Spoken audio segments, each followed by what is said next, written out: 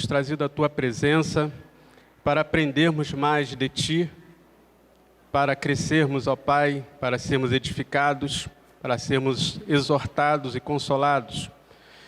Meu Deus, estamos diante da Tua palavra, Senhor, e desejamos ouvi-la, Pai. Suplico a Ti, ó Deus, que nada possa impedir, ó Pai, que o Senhor já esteja dispensando os Seus anjos de guerra e repreendendo, ó Deus, toda a fúria, toda a investida, meu Deus, todo o ataque, ó Deus, do inimigo, para que não haja entendimento, para que não haja compreensão, para que não haja, ó Deus, a subtração, ó Deus, da palavra dos nossos corações. Suplico ainda, meu Pai amado, que o Senhor venha estar me ajudando, Senhor, nessa missão. Em nome de Jesus, ó Pai, que as minhas limitações não possam ser, ó Deus, não sejam impeditivos, ó Deus, não impeçam o Teu agir, o Teu falar. Em nome de Jesus, ó Pai, que apesar de mim, ó Deus, o Senhor possa estar falando ao nosso coração, pois estamos aqui para ouvir a Tua voz, não o que eu penso, não o que eu acho, isso é insignificante, o que significa é a Tua palavra, Deus, é a Tua voz ecoando em nossos corações. Assim nós oramos e agradecemos em nome de Jesus. Amém? Evangelho segundo Lucas, no capítulo 5, a partir do versículo 33 até o versículo 35. Disse-lhe então eles: por que jejuam os discípulos de João muitas vezes e fazem orações, como também o dos fariseus, mas os teus comem e bebem? E ele lhes disse: podei vós fazer jejuar os filhos das bodas, enquanto o esposo está com eles? Dias virão, porém, em que o esposo lhes será tirado, e então naqueles dias jejuarão. Amém? Os irmãos, por favor, podem sentar-se.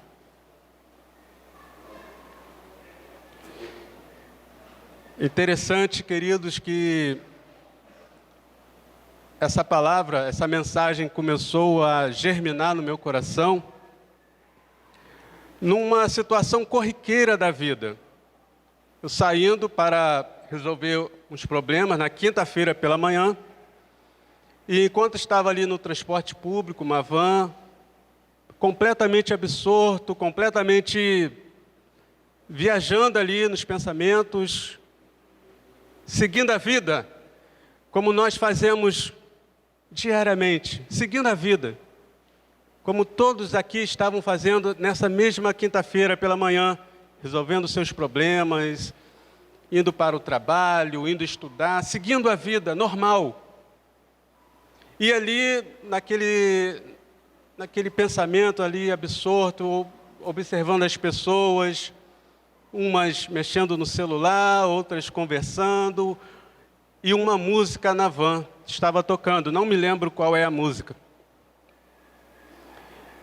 De repente, amados, veja como é importante a gente estar sensível à voz do Espírito Santo. De repente me veio algo que até o pastor Geraldo citou aqui no início do seu estudo.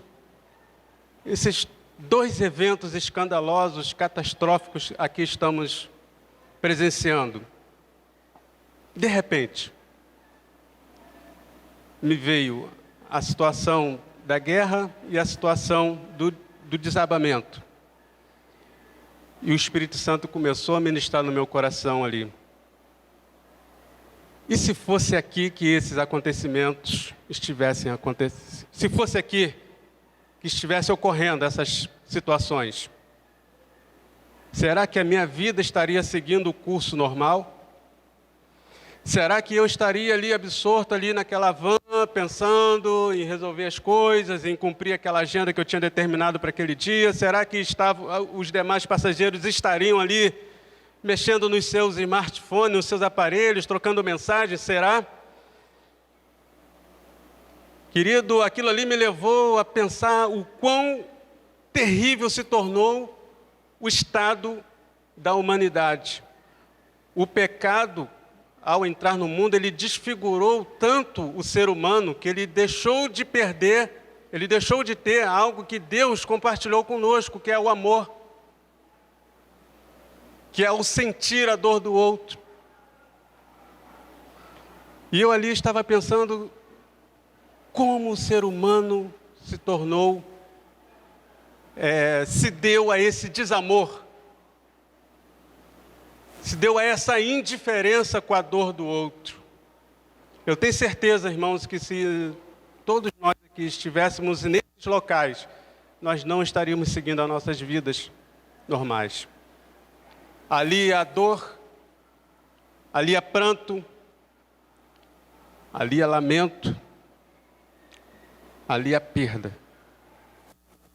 Não estaríamos seguindo o nosso curso. E como nós não estamos envolvidos nessas circunstâncias, seguimos a nossa vida normal. Queridos, o objetivo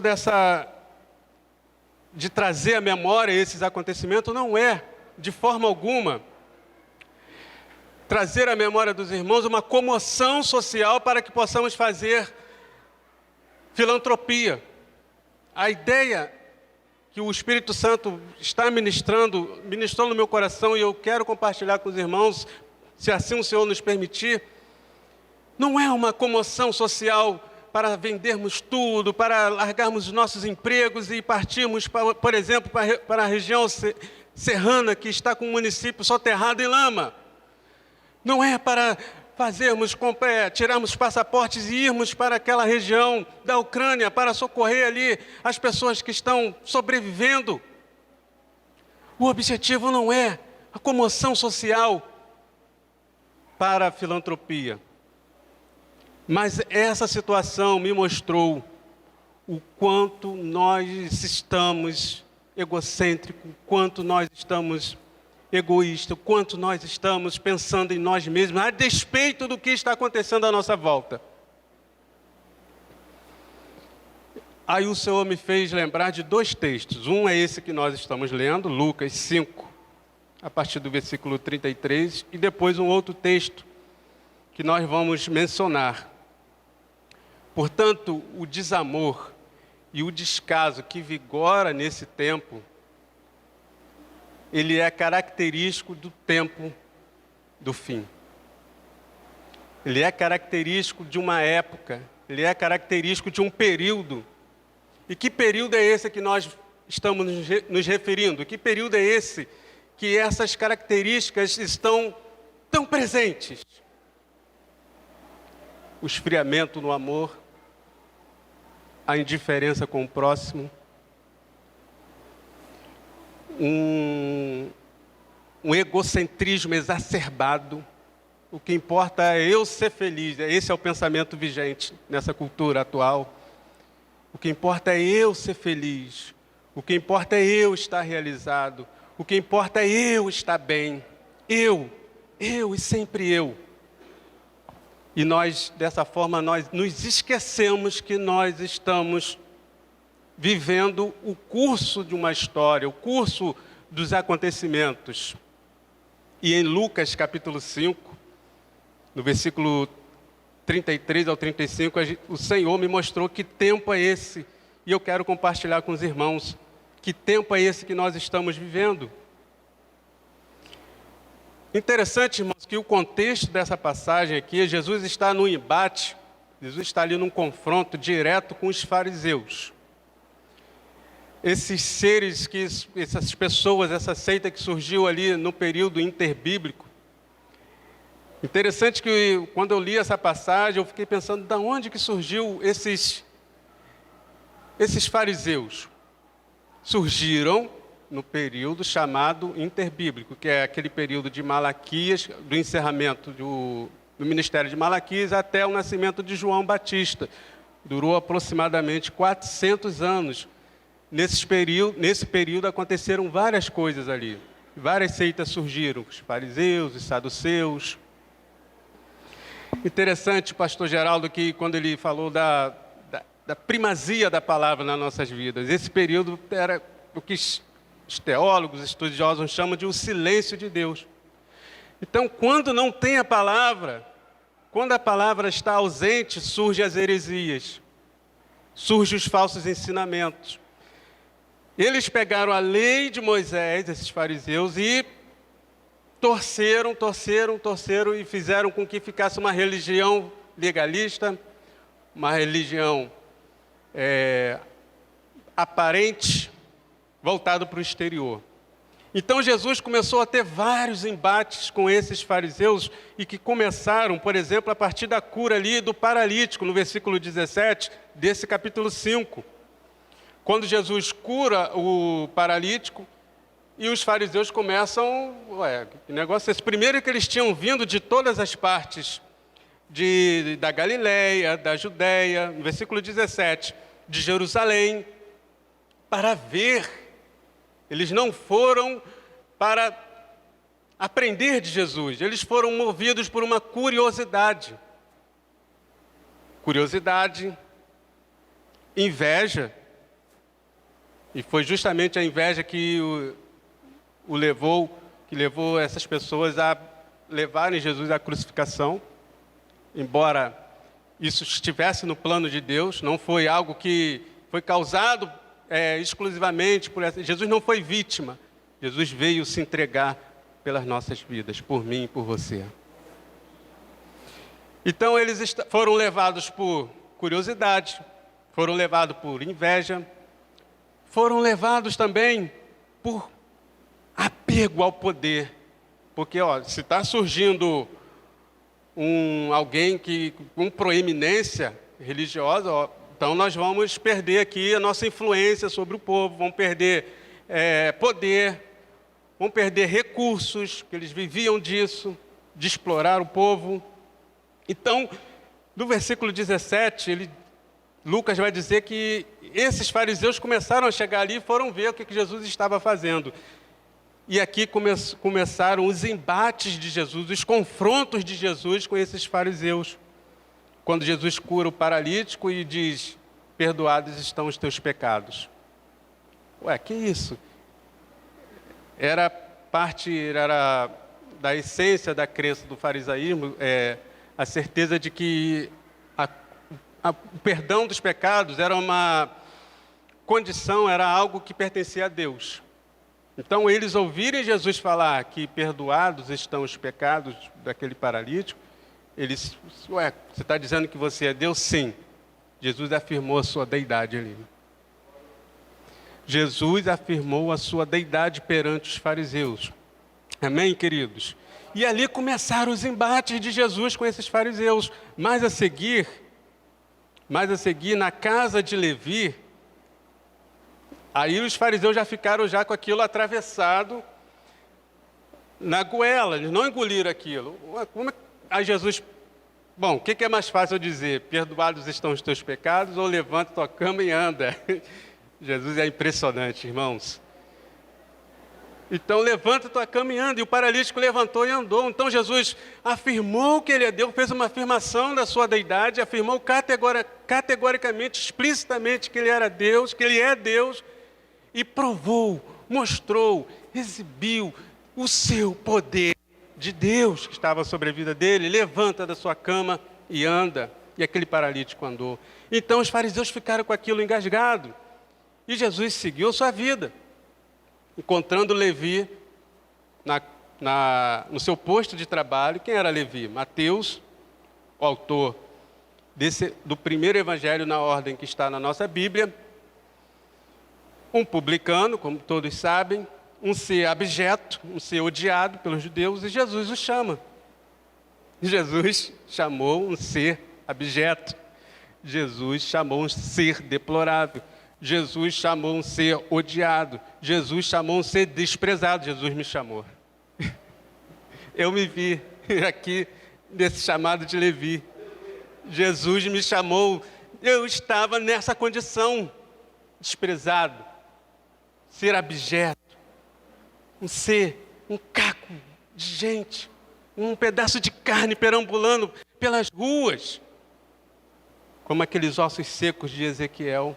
E ao Jesus entrar na casa de Levi, Levi se encheu de alegria, Mateus se encheu de alegria, o evangelho chegou quem é o Evangelho. Jesus chegou à casa de Levi, Jesus chegou à vida de Levi, e se encheu de alegria, e resolveu dar um banquete. E os fariseus atrás, ali na cola de Jesus. Vamos lá, eu quero ver o que ele vai acontecer. Aí daqui a pouco eles param Jesus. Ué, como é que vocês comem na casa, entra na casa de um publicano, entra na casa de um ser que nós odiamos, porque ele está nos extorquindo, ele está a serviço de Roma. E você entra na casa de um publicano. Os judeus não entravam na casa dos imundos, que eles consideravam imundos. Foi inclusive um problema que a igreja do primeiro século sentiu, entre influência dos judaizantes ali, querendo que os judeus não queriam que o evangelho chegasse aos gentios. Foi um problema que a igreja sofreu no seu início. E mais uma vez ali Jesus tem esse embate com os fariseus na casa de Levi. Aí vai dizer, olha, não são os médicos, não são os doentes, não são os sãos que precisam de médico, no versículo 31, mas sim os enfermos, os doentes. Eu não vim chamar os justos, mas sim os pecadores ao arrependimento. E naquele mesmo contexto ali entra essa passagem que nós estamos falando. Eles estavam ali comendo, eles estavam festejando. Mateus resolveu dar uma festa. Eu acredito que naquela situação ali, Mateus estava contando a novidade para os seus amigos. Eles queriam que seus amigos também fossem alcançados pela verdade, pelo Evangelho. E Jesus começa a intensifica o seu embate com os fariseus ali. E eles tentam pegar Jesus. Aí, os discípulos de João Batista pegam e falam para Jesus, Jesus, nós fazemos muitos jejuns, discípulos de João Batista. E os discípulos dos fariseus também. Por que os seus discípulos não fazem jejum? Jesus, ele sabia que ele ia dar uma resposta em 3 parábolas. Essa é a primeira, em 3 figuras. A figura da festa de casamento, é que nós estamos meditando. A figura do remendo velho em pano novo. O pano novo no remendo velho. E a figura do vinho novo em odre velho. Não mistura. Para falar que a nova aliança nada tem a ver com a antiga aliança. Aqueles ritos, aquela religiosidade que não justifica, que não leva ao arrependimento, não tinha nada que ver, não tinha nada próximo, não tinha nada que se comunicasse com a nova aliança que ele estava trazendo, o Evangelho, ele próprio, sua mensagem de libertação, mensagem que leva ao arrependimento. E na primeira resposta, irmãos, aqui, falando da festa de casamento, ele vai dizer, podeis vós fazer jejuar os filhos das bodas, enquanto o esposo está com eles. Dias virão, porém, em que o esposo lhes será tirado, e então naqueles dias jejuarão. Essa é a primeira referência. Veja que Jesus está respondendo aos fariseus sobre o jejum, sobre a prática religiosa. É a primeira referência que Jesus faz da sua morte. É a primeira referência que Jesus faz do que traria o vinho novo. É a primeira referência que Jesus faz do que ele veio fazer para resgatar nossas vidas. É a primeira referência que Jesus faz explícita da sua morte. Podeis vós fazer jejuar os filhos das bodas, enquanto o esposo está com eles? Essa questão do esposo estar com ele, da vinda do esposo, observe comigo em João, no capítulo 3, no versículo 29. A partir do 28 até o 31. Vós mesmos me sois testemunha, quem está falando aqui é João Batista, de que disse, eu não sou o Cristo, João Batista falando, mas sou o enviado dele. E aquele que tem esposa é o esposo, mas o amigo do esposo que lhe assiste e ouve, alegra-se muito com a voz do esposo. Assim, pois, já este meu gozo está cumprido. É necessário que ele cresça e eu diminua. Aquele que vem acima de mim é sobre todos. Aquele que vem da terra é da terra e fala da terra. João Batista. Aquele que vem do céu é sobre todos. O esposo veio, irmãos. O esposo esteve entre nós. O esposo nasceu, cresceu, e aqui ele anuncia a sua morte. Podeis vós fazer jejuar os filhos das bodas, enquanto o esposo está com eles. Dias virão, porém, em que o esposo lhes será tirado, e então, naqueles dias, jejuarão. Dias virão, porém, em que o esposo lhes será tirado. O esposo não está mais entre nós. E agora? O esposo não está na festa. E agora?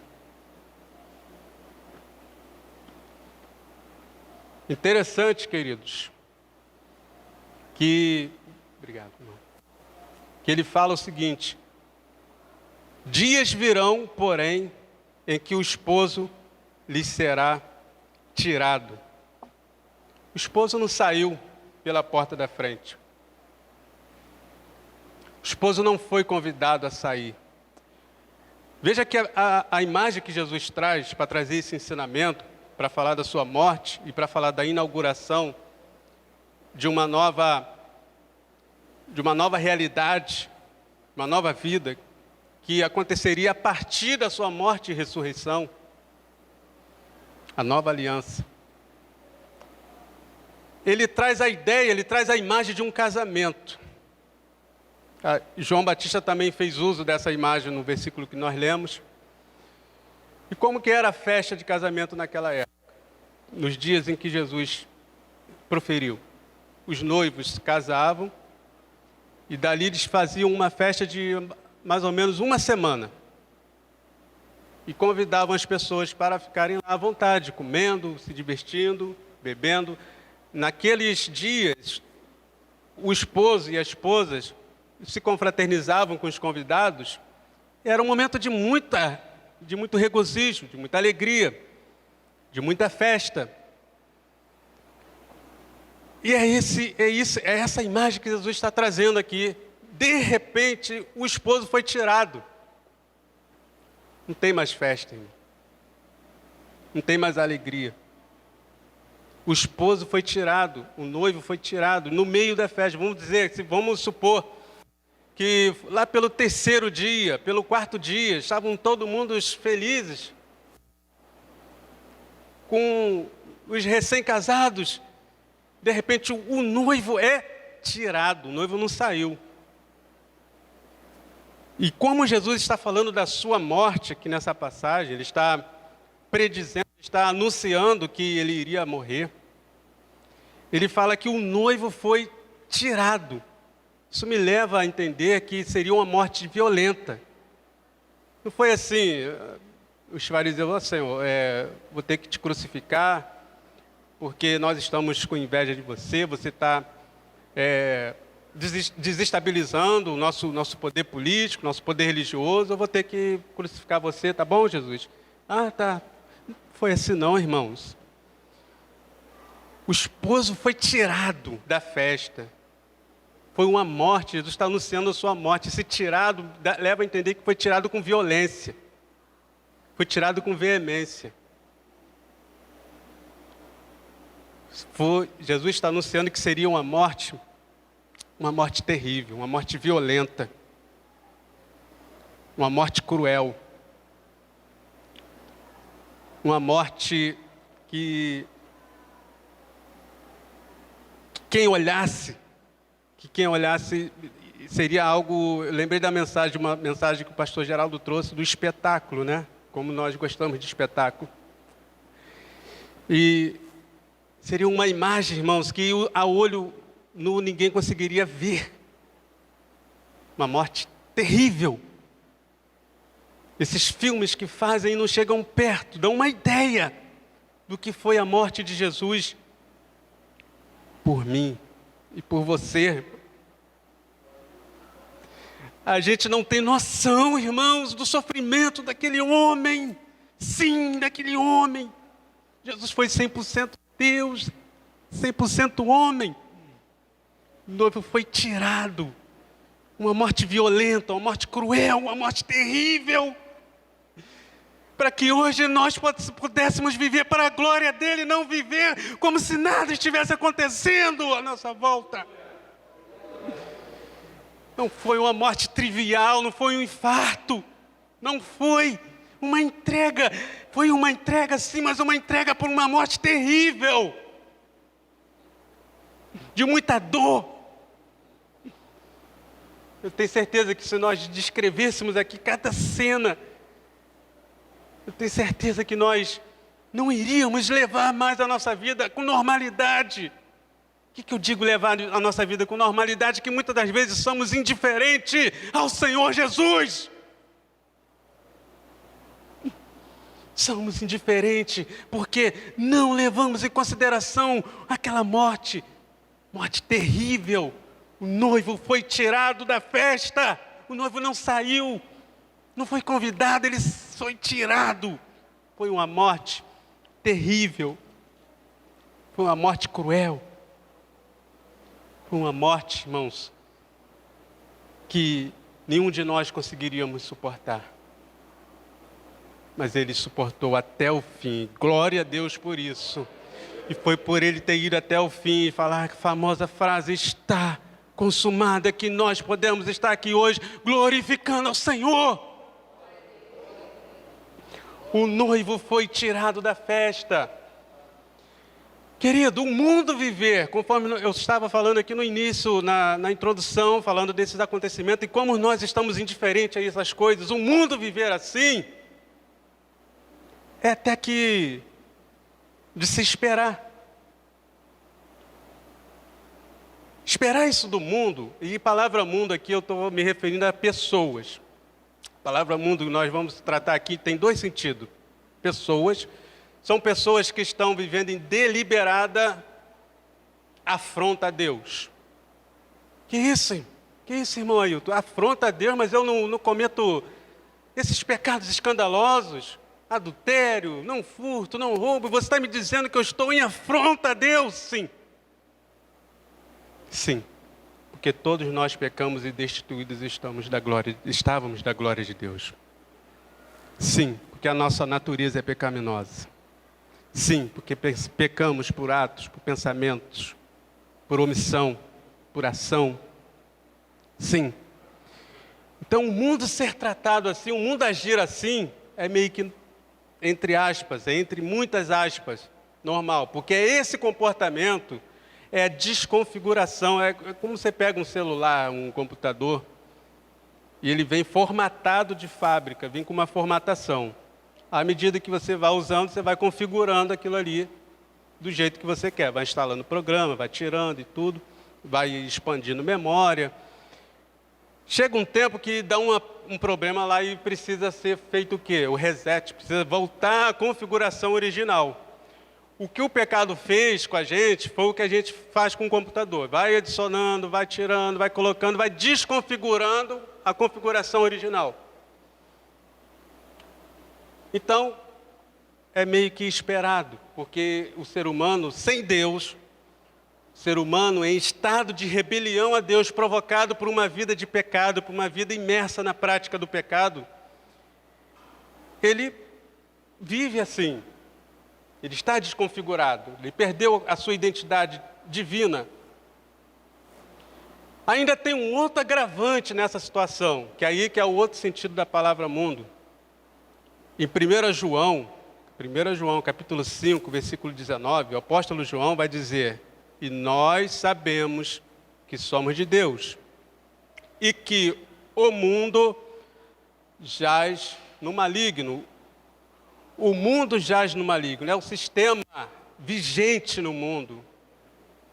Sistema econômico, sistema político, sistema cultural, sistema organizacional, estão dominados pelo maligno. Por isso você vai observar em alguns países, em algumas culturas, regimes políticos completamente satânicos, irmãos, porque aquele sistema político jaz no maligno. Você vai observar culturas que afrontam a palavra de Deus, porque aquele sistema jaz no maligno. Você vai observar um sistema de organização completamente incompatível com os preceitos, com os princípios da palavra de Deus, porque aquele mundo, aquele sistema está sendo gerido pelo maligno. Então, o mundo viver em desamor, viver indiferente ao próximo e às coisas de Deus, é meio que, quase que esperado, porque ele está em rebelião, está afastado de Deus, está em afronta ao Senhor e está imerso num mundo cujo sistema é gerido pelo maligno. Tudo que vai gerar nesse sistema vai ser em desconformidade, vai ser em atrito com a palavra de Deus. Isso é o mundo. Mas e a igreja? E a igreja? Se por um lado falta amor, se por um lado há indiferença no mundo, como a noiva tem vivido o tempo da ausência do noivo? O noivo foi tirado. Jesus nasceu, cresceu, iniciou seu ministério, pregou, fez milagres, e num dado momento ele foi tirado. Ele se entregou para morrer por mim e por você. O noivo foi tirado.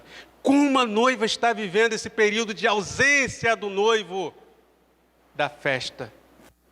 Como a igreja está vivendo esse período em que o noivo foi tirado? Estamos vivendo, queridos, lamentavelmente, eu falo isso com muito pesar no meu coração, mas a igreja, sobretudo a igreja brasileira, que precisa se arrepender, está vivendo lamentavelmente com frieza, com distanciamento. Aproveitamos esse distanciamento social imposto pelo maligno para nos distanciarmos dos nossos irmãos, para nos distanciarmos do Senhor, do seu corpo. Como uma noiva tem vivido essa ausência, como a noiva tem vivido nesse período de distanciamento, em que o noivo foi tirado. Vivemos com frieza, com distanciamento, com falta de amor. Irmãos, não é raro você encontrar irmãos que estão abandonados. Ontem mesmo nós estávamos no município de Magé, conversando com meus pais e com uma outra irmã que estava lá também, mora lá perto, e eles relatando esse tempo todo que eles estão lá, pastor, completamente à deriva, sem tratamento, sem cuidado. Vivemos falta de amor. Eu estou falando da igreja, tá, irmãos? Do mundo eu já falei. Falta de amor. Indiferença.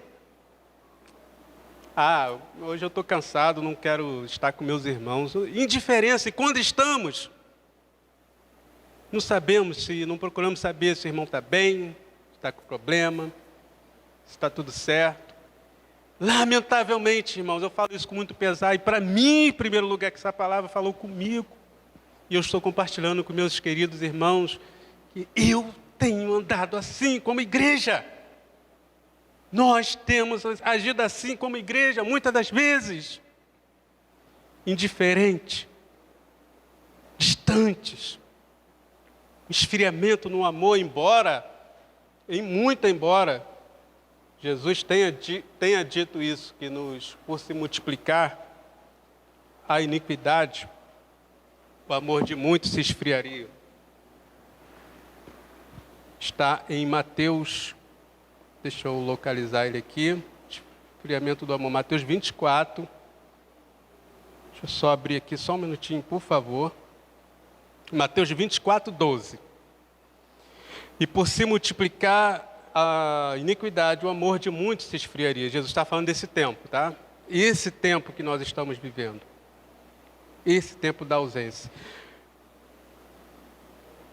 E agindo assim, com indiferença, com distanciamento, nós nos esquecemos que estamos no período da ausência. Nos esquecemos que a festa acabou. Nos esquecemos que a festa acabou.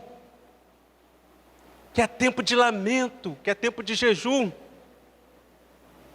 É tempo de estarmos contristados com o Senhor, buscando ao Senhor. Nós vamos ver mais à frente que tempo é esse que Jesus falou que nós deveríamos jejuar. Vamos ver que Jesus está falando desse tempo, desses dias. O jejum na cultura judaica, querido, só para a gente ter uma ideia, o jejum que Jesus fez alusão, vem de uma palavra aramaica que diz, que tem o sentido de estar de luto, de prantear. Quando os judeus jejuavam, eles ficavam tristes. Eles tinham aí que o farisaísmo distorceu esse mecanismo de aproximação do Senhor, de humilhação, ele distorceu, porque acabou se tornando algo aparente, algo desfaziam aquele semblante de triste, né? Tinha aquela coisa do pano de saco, né? E ficavam ali, todo mundo sabia que eles estavam jejuando. Era para mostrar, para ver quem jejua mais. Aqui nesse texto mesmo está dizendo que os discípulos de João jejuam muitas vezes.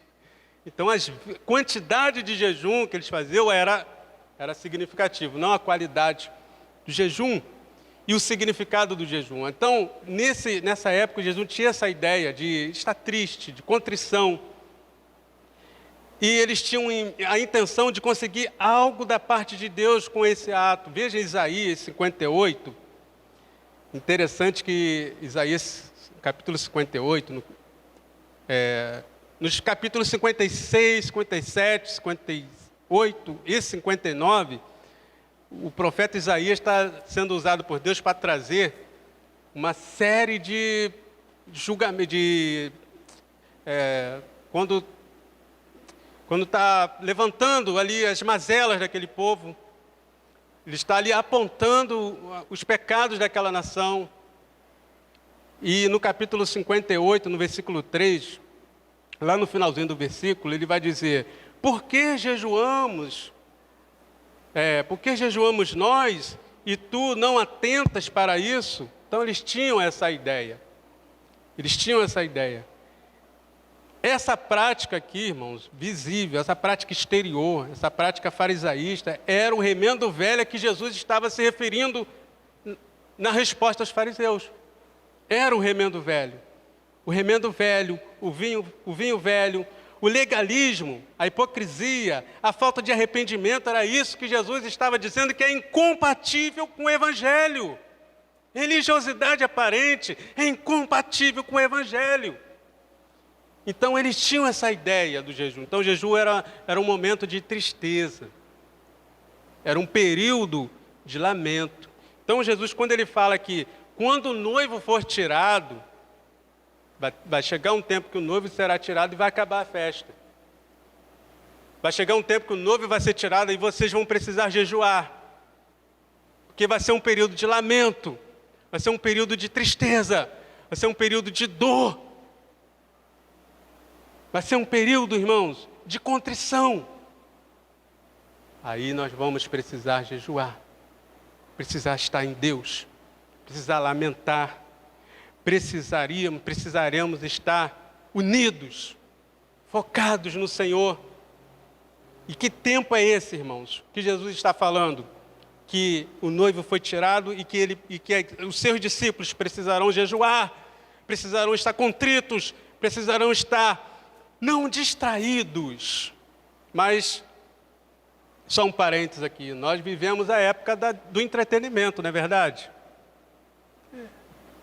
Enfim, todo mundo ri, todo mundo conta piada, nada contra. Aqui mesmo hoje, né, pastor? Estamos numa festa, estamos nos regozijando, se alegrando com os irmãos, mas eu não estou falando dessas circunstâncias, desses acontecimentos, eu estou falando de uma era, de um período, de uma época. Que época é essa que nós estamos vivendo? É a época da tristeza, é a época da contrição, é a época que o noivo foi retirado de nós. E como nós estamos vivendo? Estamos vivendo como se essa época não existisse. Estamos vivendo como se Jesus, como se o noivo não tivesse sido tirado. Eu mesmo fui de uma denominação, irmão, não cabe a nós aqui ficar apontando, que era festa o ano inteiro. O ano inteiro. Eu vou citar algumas situações, irmão, que já pertenceram a essa denominação, podem até reconhecer. Janeiro, mal saiu do Natal, da cantata. Mal saiu da cantata. Aniversário de conjunto das irmãs. Fevereiro, aniversário de conjunto de adolescente.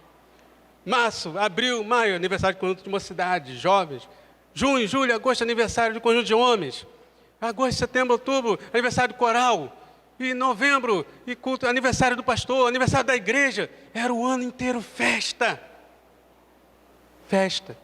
Eu lembro que nesse período passei por um grande despertamento para missões. Eu falava, Senhor, o irmãozinho lá na África, Senhor, a gente aqui fazendo festa de conjunto, irmãozinho lá precisando da minha ajuda, da minha oração. E aquilo ali já, desde lá atrás, já gerava esse incômodo. E muitas das vezes nós nos esquecemos que não estamos nesse período. E que época é essa que nós estamos, que Jesus se referiu aqui no versículo, saiu aqui, no versículo 35. Mas dias virão, mas naqueles dias jejuarão. Eu parei para analisar, irmãos, essa expressão naqueles dias. Em muitas situações que Jesus usou essa expressão naqueles dias, ele estava se referindo a um período escatológico. Ele estava se referindo a esse tempo.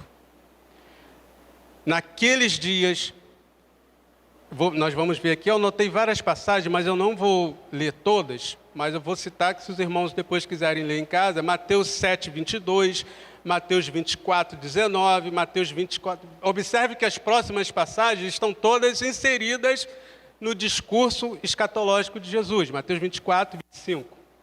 Mateus 24, 22, 24, 29, 24, 36, depois lá no 26. Veja comigo, por favor, em Mateus 7, 22, em que Jesus faz uso dessa expressão, se referindo ao tempo do fim, se referindo a esses dias que nós estamos vivendo, aos dias em que o noivo foi tirado, os dias em que nós precisaríamos jejuar, os dias que nós estaríamos em lamento.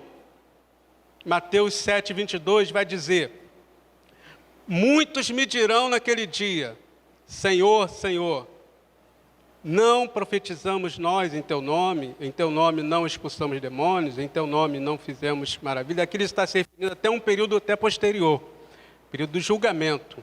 Mas essa expressão, naqueles dias, faz menção a um período futuro. E ele usou essa expressão aqui, naqueles dias. Veja comigo também, por favor, irmãos, Mateus 24, 36. Diz assim a palavra do Senhor: naquele dia, mas daquele dia e hora, nenhum homem sabe. Nenhum homem sabe não, nem os anjos do céu, mas unicamente o meu Pai. Daquele dia, é uma variação dessa expressão, naquele dia. Está se referindo a esse tempo, ao dia do seu retorno. Lucas 21, 34. Em que o Senhor Jesus faz menção, usa esse termo, naquele dia, daquele dia, se referindo a um tempo escatológico, se referindo a um tempo do fim, se referindo a uma outra era. Lucas 21, 34, vai dizer: e tomai cuidado por vós mesmos, para que em nenhum momento os vossos corações sejam sobrecarregados com excessos e embriaguez e cuidados da vida. E aquele dia vos sobrevenha desprevenidamente. Aqui, aquele dia, mais uma expressão se referindo a um tempo de lamento, a um tempo de tristeza, a um tempo de dor, a um tempo de perseguição. Como a igreja deve viver nesses dias a que Jesus fez menção. Mas naqueles dias o noivo será tirado. Como a igreja deve viver? O noivo foi tirado. Como viveremos até que ele volte, até que ele retorne? Como a noiva deve viver o agora sem o noivo? O outro texto que o Senhor ministrou ao meu coração está em 1 Coríntios 13. O apóstolo Paulo vai nos dar uma orientação de como viver nesses dias de lamento, nesses dias de dor, nesses dias de sofrimento. Por isso que eu lembrei, pastor, quando a gente falava lá no encontro, e falávamos sobre o Evangelho é sofrimento. Aí o Senhor confirmou no meu coração, porque esses dias em que os discípulos precisarão jejuar, os discípulos precisarão estar em lamento, os discípulos precisarão estar em pranto, são dias de perseguição. O Evangelho não é só vitória. O Evangelho não é Filipenses 13 distorcido, conforme foi nos ensinado aqui pela manhã. O Evangelho é perseguição. Naqueles dias precisarão jejuar, precisarão estar contritos, porque haverá perseguição, haverá luta, haverá angústia, haverá sofrimento. Não é só vitória, não é oba-oba, não é conquistas terrenas, mas é lutas. E para isso o apóstolo Paulo nos fala algo tremendo no capítulo 13, o capítulo do amor. No versículo 13, mas eu vou ler do 12 também, para a gente ter uma melhor compreensão. Porque agora, vemos por espelho em enigma, mas então veremos face a face. Agora conheço em parte, mas então conhecerei como também sou conhecido. Agora, pois, permanecem o quê? A fé, a esperança e o amor. Desses três. Esses três, mas o maior deste é o amor. Agora vemos como no espelho, esse tempo, a nossa visão é limitada do Senhor. Vemos como no espelho. O espelho que ele fala aqui era um metal que eles usavam para refletir a sua imagem. Era turvo, era embaçado. E por isso que Tiago fala, né, que quando ouvimos a palavra do Senhor, não seja como um homem que olha no espelho. Porque logo ele esquecia do que ele tinha visto, era uma imagem turva. Não é igual os espelhos que nós temos hoje, que a gente vê nitidamente. Então eles viam naquele metal, aquela imagem turva, embaçada, e logo esquecia a pessoa própria do que ele tinha visto. Então agora é assim que nós vemos. Uma imagem turva. Não o vemos plenamente, não o vemos na inteireza, não o vemos na plenitude. Mas vai chegar um tempo, irmãos, em que nós o veremos face a face. Agora conheço em parte, mas então conhecerei como também sou conhecido naquele grande dia. Agora, pois, permanecem a fé, a esperança e o amor. Como a noiva deve passar esses dias de lamento, esses dias de ausência do noivo, de lamento, de dor, de perseguição, de angústia, de tristeza. Em fé, em esperança e em amor. Interessante que esse tripé, irmãos, que dão sustentação para a vida cristã, fé, esperança e amor, Paulo ele usou essa combinação de princípios em outras passagens. Eu gostaria de ver com os irmãos também. A fé, a esperança e o amor também está presente em Romanos, capítulo 5. Veja comigo, por gentileza, Romanos capítulo 5, no versículo 1 até o 5.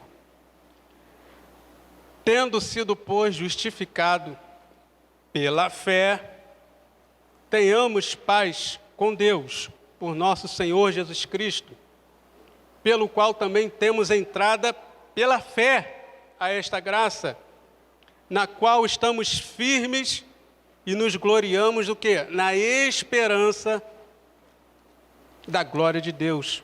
E não somente isto, mas também nos gloriamos nas tribulações. Olha aí, irmãos. Nos gloriamos do quê? Na conquista do carro novo, no emprego na multinacional, no Só Vitória. Não. Nos gloriamos nas tribulações, sabendo que a tribulação produz paciência, e a paciência a experiência, e a experiência a esperança. Olha a esperança. E a esperança não traz confusão, porquanto o amor de Deus está derramado em nossos corações pelo Espírito que nos foi dado. Esse é o tempo que nós estamos vivendo, irmãos. Em fé, em esperança. Em Romanos, a fé ela vai nos dar a ideia de justificação. Nós somos justificados pela fé. Pela fé. E pela fé temos entrada a esta graça. Somos salvos pela graça, mediante a fé em Jesus Cristo. Sem fé é impossível agradar a Deus. Portanto, nesses dias, a sua fé precisa estar fortalecida, meus irmãos.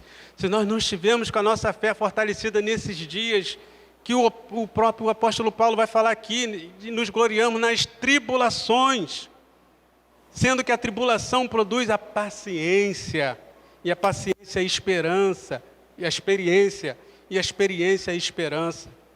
Esperança não traz confusão, porquanto o amor de Deus está derramado em nossos corações. Fé, amor e esperança. Em Colossenses, Paulo também vai usar esse tripé de fundamento para esses dias: fé, esperança e amor. Colossenses capítulo 1.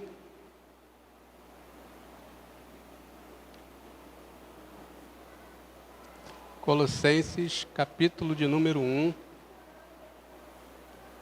Versículo 4 e 5. Porquanto ouvimos da vossa fé em Cristo Jesus e do amor que tendes para com todos os santos, por causa da esperança que vos está reservada nos céus, da qual já antes ouvistes pela palavra da verdade do Evangelho.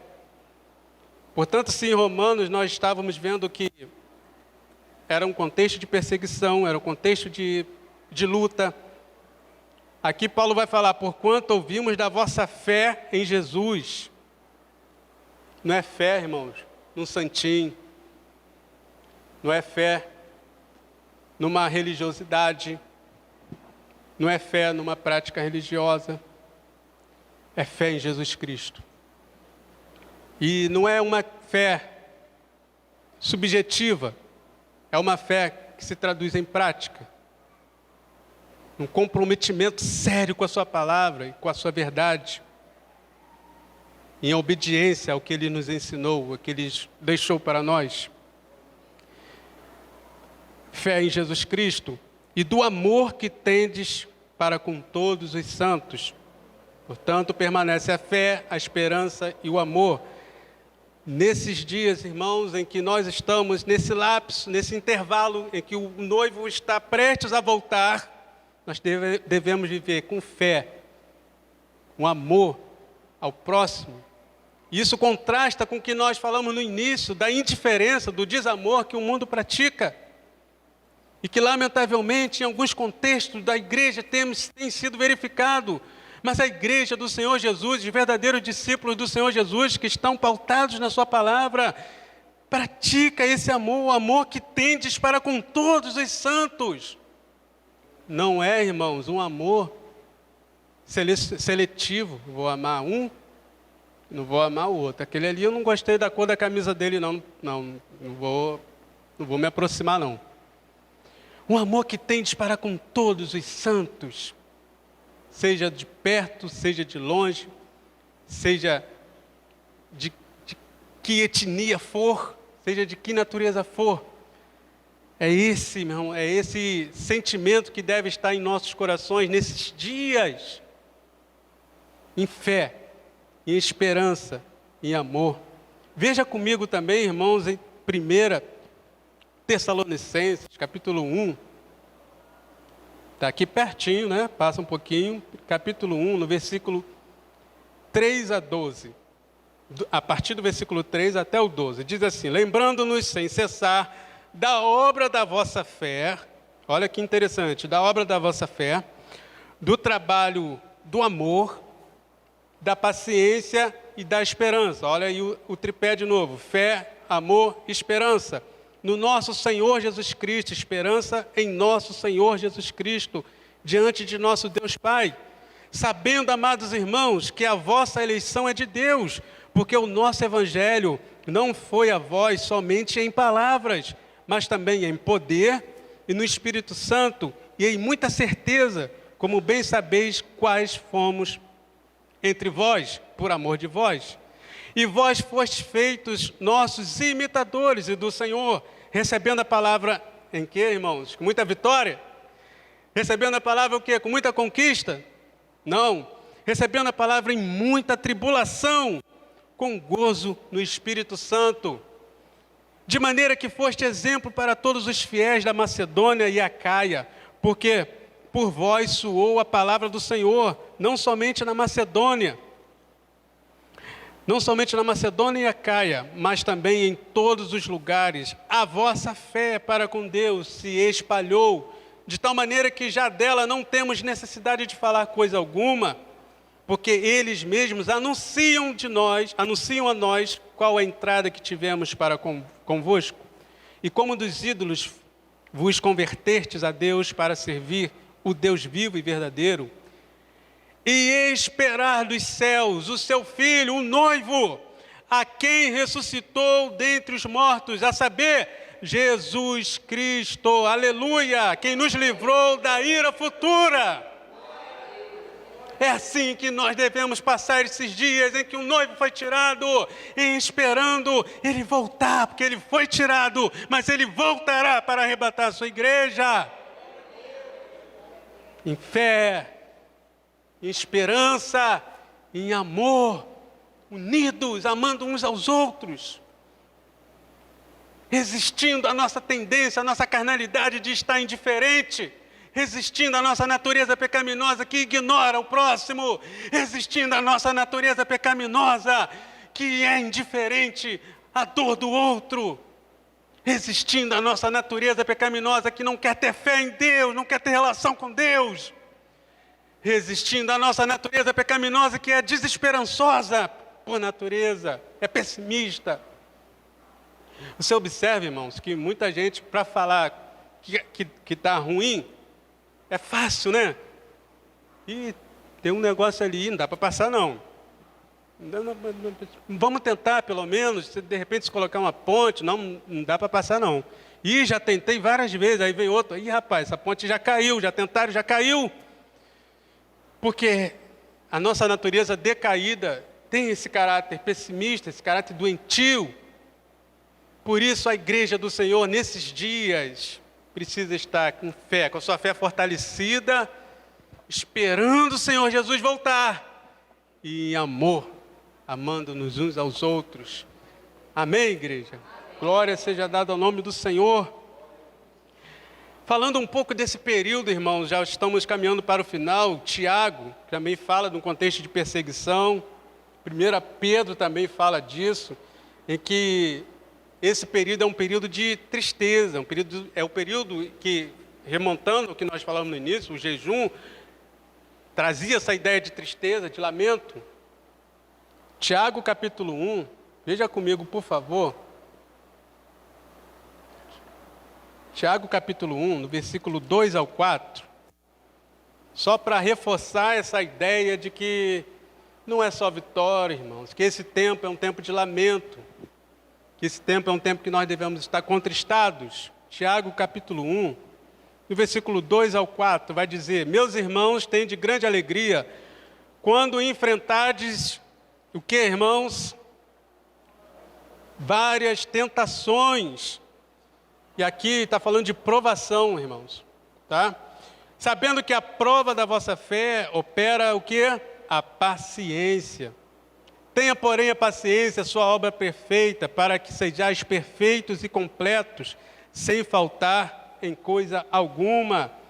O apóstolo Pedro também vai fazer esse mesmo tipo de referência, irmãos, no capítulo 1. Apóstolo Pedro, na primeira carta de Pedro, no capítulo 1, no versículo 3, a partir do versículo 3 ele vai dizer: bendito Deus e Pai de nosso Senhor Jesus Cristo, que segundo a sua misericórdia, nos gerou de novo para uma, o quê? Viva esperança. Pelo que, irmãos? Pela ressurreição de Jesus Cristo dentre os mortos, para uma herança incorruptível, incontaminável, que não se pode murchar, guardada nos céus para vós, que mediante o que, irmãos? A fé estáis guardados no poder de Deus para o quê? Salvação. Já está prestes a se revelar no último tempo. Aleluia! Esse tempo de agora, glória seja dada ao nome do Senhor, em que vós grandemente vos alegrais. Parece até um paradoxo, né? É um período de estar contristado, de lamento, de estarmos pela perseguição, mas é um momento de grande regozijo, porque isso indica que em breve estaremos com nosso Senhor e Salvador Jesus Cristo. Por isso ele diz, irmãos, Tiago falou: alegre seu coração ao passardes pelas provações, que ele fala ali tentações, mas está falando de provações, de perseguição, de lutas. Voou aqui a página 1 Pedro 3, voltei. Para que a prova da vossa fé, muito mais preciosa do que o ouro que perece, e é provado pelo fogo, se enche em louvor, em honra e glória na revelação de Jesus Cristo, ao qual, não havendo visto, há mais, o qual, não o vendo agora, mas crendo, vos alegrais com gozo indescritível e glorioso, alcançando o fim da vossa fé, a salvação das vossas almas. Aleluia! O fim da vossa fé não é conquistar o carro do ano. O fim da vossa fé não é conquistar um emprego maravilhoso. O fim da vossa fé não é conquistar a casa. O fim da vossa fé, irmãos, está aqui: a salvação das vossas almas. Por isso, nesses dias permanecem a fé, que vai te conduzir à salvação, que vai te aproximar de Deus, vai te dar firmeza para resistir às tentações, às provações. A esperança na volta gloriosa do Senhor Jesus Cristo, esperança de que isso tudo passará, esperança de que nós estaremos nas bodas do Cordeiro, esperança de que nós estaremos para sempre com o Senhor. E no amor. Porque como vamos passar a eternidade inteira, irmãos, com a igreja, se nós não a amarmos agora? Como vamos passar a eternidade inteira com um Deus que nós nem vemos, não vemos e dizemos que amamos, não amamos nossos irmãos que nós vemos? E no amor. Um amor que lá em Coríntios 13 fala: tudo sofre, tudo espera, tudo suporta, tudo crê. Fé, esperança e amor. O noivo foi tirado. E agora? Como estamos? Como viveremos? Em fé, esperança e amor. Porque Ele em breve voltará. Glória seja dada ao nome do Senhor. Ele mesmo fez essa promessa em João, capítulo 14. Eu quero ler com os irmãos, por favor. João, capítulo 14. Porque nós devemos manter viva a nossa esperança. Em quê? Nessa promessa que o Senhor nos fez. Tem várias outras, mas eu vou citar apenas essa. João capítulo 14. No versículo 1. Diz assim: não se turbe o vosso coração, credes em Deus, credes também em mim. Na casa de meu pai há muitas moradas. Se não fosse assim, eu vou-lo teria dito: vou preparar-vos lugar. E quando eu for e vos preparar lugar, virei outra vez e vos levarei para mim mesmo, para que onde eu estiver, estejais vós também. O noivo foi tirado da festa, o noivo não está entre nós, mas ele em breve voltará, irmãos, e vai nos levar para ele. Ele foi preparar lugar para mim e para você. Portanto, nesse tempo de lamento, nesse tempo de luta, de angústia, de perseguição, vamos estar com a nossa fé fortalecida no Senhor, vamos estar vivendo em amor e em esperança. Glória seja dada ao nome do Senhor. E para concluir, queridos, eu quero concluir essa mensagem em Apocalipse, que essa é a nossa esperança. Apocalipse capítulo 19. Aleluia! Assim como ele foi tirado, irmãos, da festa, estava em festa, estava na boda do cordeiro, estava na boda ali do noivo. Mas em Apocalipse 19 há uma palavra, mas que renova a nossa esperança, irmãos, que um dia estaremos novamente nessa festa com o noivo. É só um período, irmão. Aqueles dias, e aqueles dias que são esses dias, é só um período, é uma fase. Em breve nós vamos estar em festa novamente com o nosso Senhor e Salvador Jesus Cristo. Aleluia, capítulo 19, versículo 1 ao 7 diz: e depois destas coisas ouvi no céu uma grande voz de uma grande multidão que dizia: aleluia, a salvação e a glória e a honra e o poder pertencem ao nosso Deus. Porque verdadeiros e justos são os seus juízos, pois julgou a grande prostituta que havia corrompido a terra com a sua fornicação, e das mãos dela vingou o sangue dos seus servos. E outra vez disseram: aleluias, e a fumaça dela sobe para todo sempre. E os 24 anciãos e os 4 animais prostraram-se e adoraram a Deus, que estava assentado no trono, dizendo: amém, aleluia. E saiu uma voz do trono que dizia: louvai ao nosso Deus, vós todos os seus servos, e vós que o temeis, assim pequenos como grandes. E ouvi como a voz de uma grande multidão, e como que a voz de muitas águas, e como que a voz de grandes trovões que dizia: aleluia, pois já o Senhor Deus Todo-Poderoso reina. Regozijemo-nos, alegremo-nos e demos-lhe glória, porque vindas são, que irmãos? As bodas do Cordeiro, e já a sua esposa se apresentou. Glória seja dada ao nome do Senhor.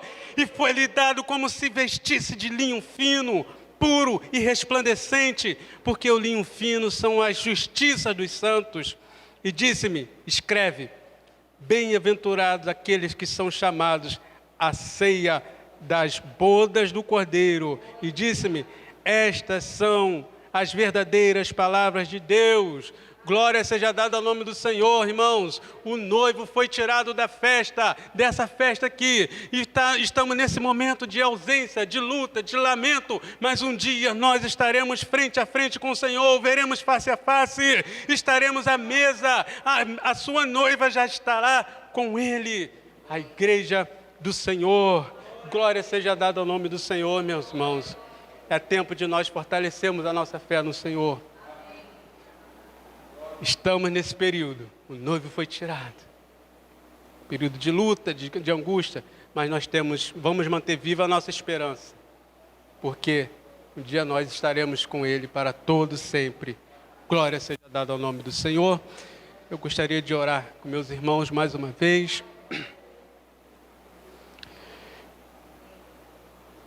Senhor, bendizemos o Teu nome, Pai, pela Tua poderosa palavra ministrada aos nossos corações, Deus. Muito obrigado, Deus, que o Senhor possa estar nos fortalecendo, ó Deus, a nossa fé, para vivermos esses dias, ó Pai, em que o noivo foi tirado. Mas, ó Pai, mantemos viva a nossa esperança de que um dia estaremos face a face com Ele, ó Pai, novamente. E esse dia está muito próximo, está perto. E que nesse período, ó Deus, possamos, nos ajude, ó Deus, a viver com a nossa fé fortalecida. Mantemos viva essa esperança e amando, ó Deus, ao Senhor em primeiro lugar e uns aos outros, ó Pai, como a nós mesmos. Louvamos o Teu nome, ó Pai, por tudo, pela Tua presença, pela Tua misericórdia conosco. Uma vez mais, em nome de Jesus. Amém e amém.